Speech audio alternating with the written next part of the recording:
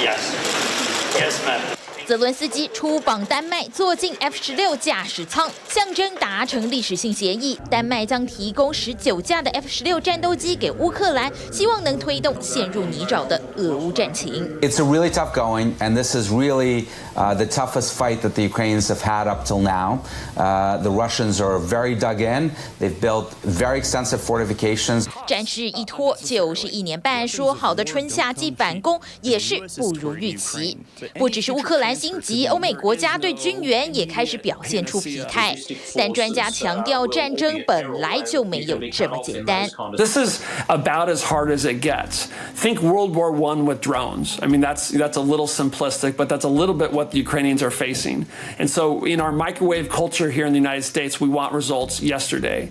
But that's just not the way it works when you're confronting a military like the Russians. 虽然承诺要援助战斗机，但分析家认为这并不代表战争很快就有结果，因为在今年之前，战机恐怕还无法转移到乌克兰。There is a difference between promising something, delivering something, and using something, and there's probably not a more clear case study for that than when we're talking about aircraft. 尽管从今年8月，乌克兰的飞行员就会展开训练，学习相关的飞行技术，至少需要半年。但寻求西方战斗机支援，很可能是不得不提出的要求。The reason that Ukraine really needs Western jets, whether it's F-16s or some other type of jet, is that they're running out of airworthy airframes to fly on their own from the old Soviet stockpiles. They've been using them pretty aggressively, flying them very low, putting a lot of stress on these airframes. They've sustained some losses as well. 但因为维护一架 F-16就要价高达1300万美元，因应现在的战事需求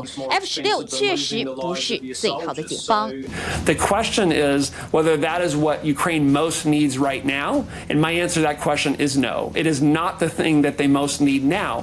But I hasten to add that over time, the Russia-Soviet origin fighters in the Ukrainian inventory are going to be destroyed or going to get to the point where they can no longer be maintained and are not safe for flight. 专家也认为，比起 F-16，还有太多更经济实惠以及更切合现在战场需求的战斗机选择。A jet that's been talked a lot about, and the Ukrainians have actually told me that they are really interested in and have been interested for many years, is the Swedish Saab Gripen, which really was designed for this very mission. It can take off dirt roads, short runways. It was literally designed to confront the Russian Air Force. It can operate in dispersed fashion as well. So it's a much better jet. The issue is that it's not available in huge numbers. 先前小兵力大功的飞弹防御系统仍然在战争当中扮演重要角色，但对包括无人机等飞行武器，仍然需要能重复升空的战机来做应对。What purpose does it fulfill on the battlefield?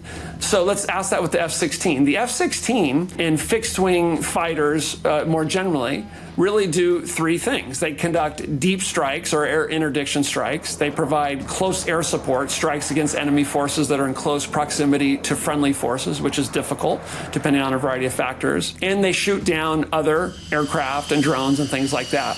不只是对乌克兰，对不少民主国家来说，这都是一场不能输的战争。从北京平壤到德黑兰，都在观察战事的动态，还有各方因应的手段。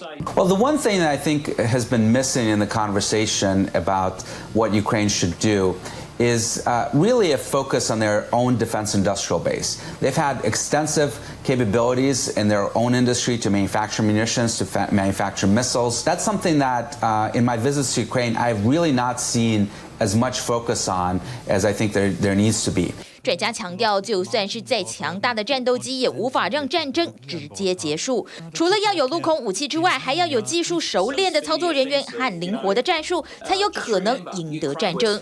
但这些能力并不是短时间就能达成。乌克兰面对困境，如何才能利用优势，加上西方国家的援助逆转胜，也成为不少国家思考改进国防战略的最好捷径。TVBS新闻综合报道。想看最完整的新闻内容，记得下载TVBS新闻网 APP。